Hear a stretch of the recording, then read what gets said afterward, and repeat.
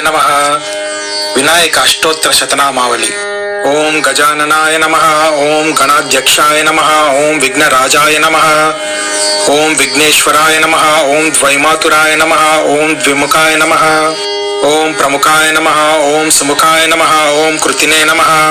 ओम सुप्रदीप्ताय नमः। ओम सुखनिधये नमः। ओम सुराध्यक्षाय नमः। ओम सुरारिघ्नाय नमः। ओम महागणपतये नमः। ओम मान्याय नमः। ओम महाकालाय नमः। ओम महाबलाय नमः। ओम हेरंबाय नमः। ओम लंबजठराय नमः। ओम ह्रस्वग्रीवाय नमः। ओम प्रथमाय नमः।